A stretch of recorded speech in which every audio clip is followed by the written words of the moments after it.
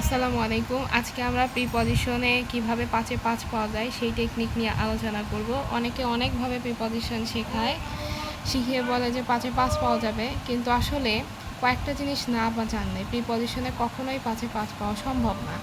তার মধ্যে একটা হচ্ছে অ্যাপ্রোপ্রিয়েট প্রিপজিশন জানা, ২ নাম্বারটা হচ্ছে প্রিপজিশনাল ফ্রেজ জানা। কিছু ইডিয়মস আছে, কিছু ফ্রেজ আছে যেগুলোর সাথে প্রিপজিশন যুক্ত থাকে, সেগুলোকে বলা হয় প্রিপজিশনাল ফ্রেজ। যেমন অন দ্য ভার্জন, তারপরে on the occasion, in Liu of, instead of, এগুলো হচ্ছে প্রিপজিশনাল ফ্রেজ। এই প্রিপজিশনাল ফ্রেজগুলো জানতে হবে। ৩ নাম্বার হচ্ছে জেনারেল ইউজ অফ প্রিপজিশন, প্রিপজিশনের কিছু সাধারণ ব্যবহার থাকে, সেগুলোও জানতে হবে। ৪ নাম্বারটা হচ্ছে গ্রুপ ভার্ব, গ্রুপ ভার্ব জানতে হবে। গ্রুপ ভার্ব কি? যেমন go down, go up, go over, go on, তারপরে হচ্ছে come back, come across, come off, এগুলো হচ্ছে গ্রুপ ভার্ব। গ্রুপ ভার্বও জানতে হবে। ৫ নাম্বার হচ্ছে আমাদেরকে জানতে হবে ডিফারেন্স বিটুইন প্রিপজিশন, প্রিপজিশনের পার্থক্য জানতে হবে। যেমন একই প্রিপজিশনের সাথে বিভিন্ন জিনিস ইউজ হয়, যেমন abide by, abide in, abide with, concern for, concern in, কখন কোনটা হবে।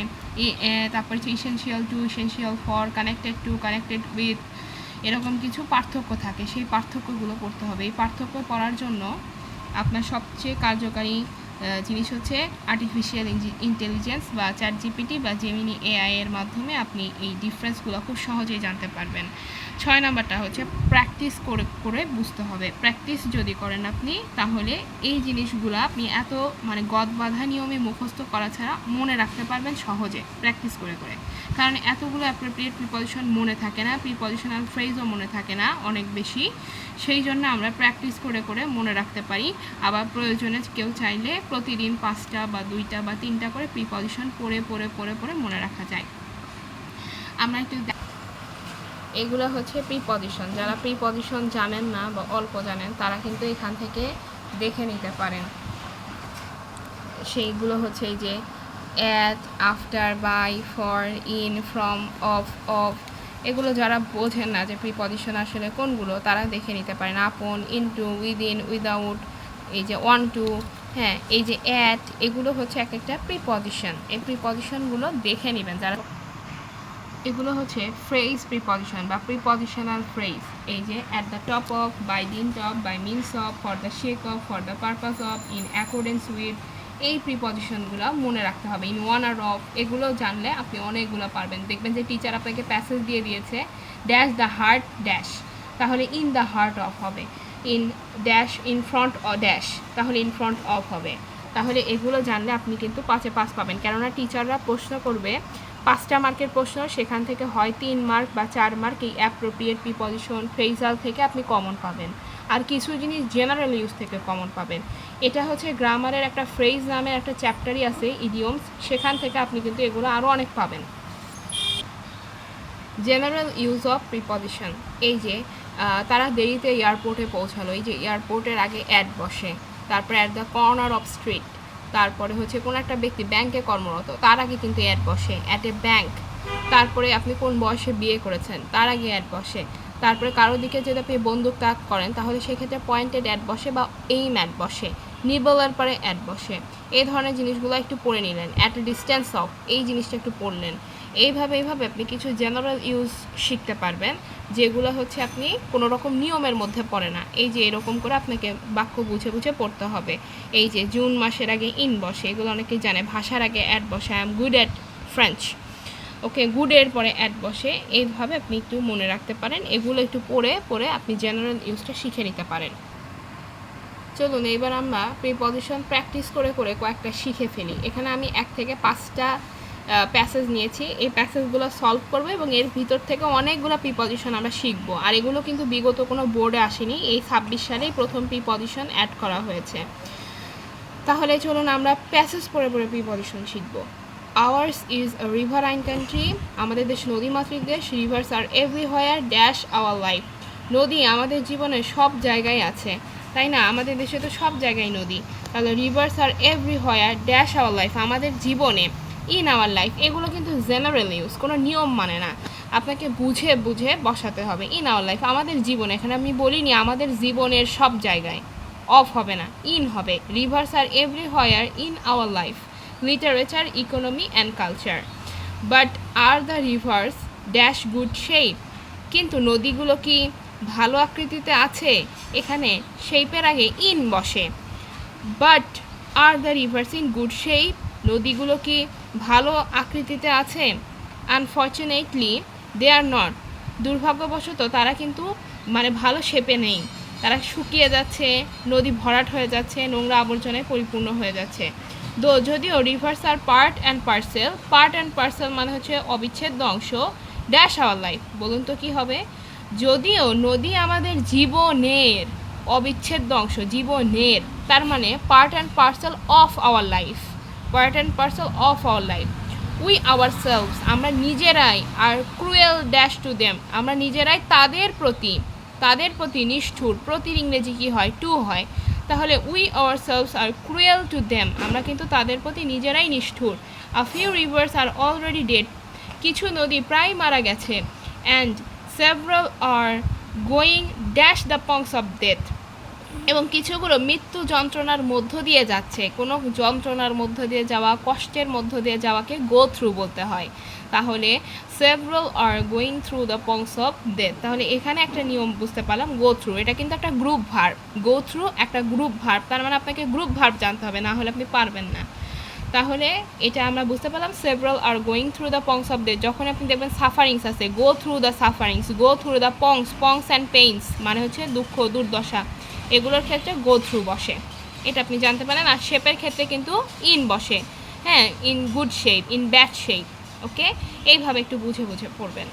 এইবার 2 নাম্বারটা হচ্ছে education is essential the socio economic development, আর্থসামাজিক উন্নয়নের জন্য শিক্ষা কি অনেক প্রয়োজনীয়। ইসেনশিয়াল টু হবে না ফর হবে, এটা কিন্তু প্রিপজিশনের ডিফারেন্সটা বুঝতে হবে। ইসেনশিয়াল টু হবে না ফর হবে, অবশ্যই ইসেনশিয়াল ফর হবে। কেন? এডুকেশনের মাঝে কি আপনি আর্থসামাজিক উন্নয়ন পাবেন না। এডুকেশনের ভিতরে কিন্তু আর্থসামাজিক উন্নয়ন নেই। এডুকেশন মানে শিক্ষার মাধ্যমে আপনি আর্থসামাজিক উন্নয়ন করতে পারবেন। এই জন্যে শিক্ষা ইজ ইসেনশিয়াল ফর মানে অত্যাবশ্যক সোশিও ইকোনমিক ডেভেলপমেন্ট। তারপরে a man devoid dash education, a man devoid, এখানে অফ হবে কেন? কারণ এটা একটা অ্যাপ্রোপ্রিয়েট প্রিপজিশন, এটা কিন্তু আমি মুখস্থ বললাম। এ ম্যান ডিভয়েড অফ মানে একজন মানুষ কি ছাড়া মানুষ? শিক্ষা ছাড়া মানুষ বা শিক্ষা বঞ্চিত মানুষ, শিক্ষাহীন মানুষ। এ ম্যান ডিভয়েড অফ মানে শূন্য, শিক্ষাহীন মানুষ। A man devoid of education cannot contribute dash the society, cannot contribute to the society. To কেন হলো? এটাও একটা appropriate preposition. Contribute to the society মানে সমাজের জন্য তারা কোনো অবদান রাখতে পারে না। কন্ট্রিবিউট টু মানে অবদান। তাহলে এখানে আমি একটা অ্যাপ্রোপ্রিয়েট পেলাম, দুইটা অ্যাপ্রোপ্রিয়েট পেলাম। আরেকটা দেখুন, অন দ্য আদার হ্যান্ড, আরেক দিকে an educated man plays a pivotal role, একজন শিক্ষিত মানুষ গুরুত্বপূর্ণ ভূমিকা পালন করে dash enhancing the pace of socio economic development, আর্থসামাজিক উন্নয়নের গতিকে বাড়াতে আবার গুরুত্বপূর্ণ ভূমিকা পালন করে কে? একজন এডুকেটেড পারসন। তাহলে ইনহ্যান্সিং হবে, এখানে কি হবে? ইন হবে, ইন। কেন ইনহ্যান্সিং হবে? রোলের পরে সবসময় ইন বসে। আবার দেখতে পাচ্ছেন যে এখানে ইনহ্যান্সিং আছে মানে প্রিপজিশনের পরে আইএনজি আছে, ইন প্রিপজিশনের পরে আইএনজি বসে। সবসময় মনে রাখবেন, কোনো ক্ষেত্রে রোল পালন করা, ভূমিকা পালন করা, সেক্ষেত্রে হয় ইন। কোনো ক্ষেত্রে ভূমিকা পালন করা, কোন ক্ষেত্রে? সোশিও ইকোনমিক ডেভেলপমেন্টের গতি বাড়ানোর ক্ষেত্রে। A country should put much emphasis dash educating it's citizens, একটা দেশের উচিত খুবই গুরুত্ব রাখা মানে প্রচণ্ড গুরুত্ব রাখা। এমফাসিস অন, এটাও কিন্তু একটা appropriate preposition. Emphasis on educating it's citizens, এর নাগরিকদের শিক্ষিত করার জন্য প্রচুর গুরুত্ব আরোপ করা উচিত একটা দেশের। তাহলে আমরা এখান থেকে 5টা বা 6টা শিখে পেলাম। 5টা শিখে পেলাম। ইসেনশিয়াল টু, এটাও একটা অ্যাপ্রোপ্রিয়েট প্রিপজিশন, এখানে অবশ্যই ফর হবে, টু হবে না। এ ম্যান আর টু কোথায় হবে? টু হবে দেখবেন যে ইসেনশিয়াল টু আওয়ার, যখন টুর পরে দেখবেন যে পসেসিভ ফর্ম মানে প্রোনাউন আছে। Essential to our health, essential to our body, essential to our বা কোনো একটা অবিচ্ছেদ্য অংশ, যেমন trust is essential to strong friendship, মানে কোনো একটা জিনিসের ভিতরে কোনো একটা জিনিস আছে তখন সেটা ইসেনশিয়াল টু হয়। কিন্তু এডুকেশনের ভিতরে কখনো সোশিও ইকোনমিক থাকে না। এডুকেশন যে শিক্ষিত তা সে সোশিও ইকোনমিক ডেভেলপমেন্ট করতে পারে, এই জন্য এসেনশিয়াল ফর ইউজ হয়েছে। আর ডিভাইড অফ এটা একটা অ্যাপ্রোপ্রিয়েট প্রিপজিশন, কন্ট্রিবিউট টু এটা একটা অ্যাপ্রোপ্রিয়েট প্রিপজিশন, রোল ইন এটা একটা অ্যাপ্রোপ্রিয়েট প্রিপজিশন, এমফাসিস অন এটা একটা অ্যাপ্রোপ্রিয়েট প্রিপজিশন। তাহলে দেখেন একটা প্যাসেজের মধ্যে আপনি সবগুলোই অ্যাপ্রোপ্রিয়েট প্রিপজিশন পেলেন। তাহলে আপনি অ্যাপ্রোপ্রিয়েট প্রিপজিশন না পারলে কীভাবে আপনি প্রিপজিশনে ফুল মার্ক পাবেন? 3 নাম্বারটা, it is non dash all the on day all will pass away, it is known to all এটাও একটা অ্যাপ্রোপ্রিয়েট প্রিপজিশন। এটা সকলের কাছেই জানা যে one day all will pass away এটা একটা গ্রুপ ভার্ব। ওয়ান ডে একদিন সবাইকেই ত্যাগ করতে হবে বা মারা যেতে হবে। All will pass away dash this আর্থ এই পৃথিবী থেকে একদিন সবাইকে মারা যেতে হবে বা বিদায় নিতে হবে। All will pass away from this আর্থ এখানে হবে ফ্রম। এটা কমন সেন্স থেকে বসানো হয়েছে, এটা কোনো নিয়মের মধ্যে নেই। So we have no escape dash death তাই আমাদের মৃত্যুকে এড়ানো সম্ভব নয়। We have no escape from death এটা একটা অ্যাপ্রোপ্রিয়েট প্রিপজিশন। এসকেপ ফ্রম মানে পালানো বা এড়ানো। Death is dash to all death is common to all মৃত্যু সকলের কাছে সাধারণ এটাও একটা appropriate preposition. So we should not mourn dash the death তাই আমাদের উচিত নয় মৃত্যুকে নিয়ে শোক করা। মুর্ন ওভার দ্য ডেথ আর মুর্ন ফর মানে বিলাপ করা, আর মুর্ন ওভার মানে শোক করা, এখানে মুর্ন ওভার হবে। We should not mourn over the death আমাদের মৃত্যুকে নিয়ে শোক করা উচিত নয়। তাহলে এখানে 5টা প্রিপজিশনের ভিতরে 4টা প্রিপজিশনই এসেছে অ্যাপ্রোপ্রিয়েট থেকে। তারপরে 4 নাম্বারটা, this is an age dash globalization এটা যদি নাও বুঝি পরের লাইনে আছে this is also an age of information and technology এটা তথ্য এবং প্রযুক্তির যুগ। তাহলে এখানে র একটা ভাব আছে। This is an age of globalization এটা গ্লোবালাইজেশনের একটা যুগ। Age of science age of globalization. People all over the world এখানে অলের জায়গায় ড্যাশ থাকতে পারে, ফাঁকা জায়গায় থাকতে পারে। এখানে অল ওভার দ্য ওয়ার্ল্ড বসানো যায়, অল অ্যাক্রস দ্য ওয়ার্ল্ড বসানো যায়, মানে সারা পৃথিবীর মানুষ। People all over the world are virtually মানে হচ্ছে একদম সরাসরি কানেক্টেড ড্যাশ অন আনাদার একে অপরের সাথে কি কানেক্টেড এখানে টু বসাবো না উইথ বসাবো। এখানে কানেক্টেড উইথ হবে কেন? কারণ কানেক্টেড টু বসে যন্ত্রের সাথে, যন্ত্র যখন সংযোগ ঘটায় তখন কানেক্টেড টু বসে। যেমন আবার একটা ব্রিজের সাথে 2টা রাস্তার সংযোগ, 2টা টাউনের সংযোগ, সেক্ষেত্রে কানেক্টেড টু বসে। কিন্তু মানুষের সাথে মানুষের সম্পর্ক, আবেগের সম্পর্ক, কথা বলার সম্পর্ক, সেই ক্ষেত্রে কানেক্টেড উইথ বসবে।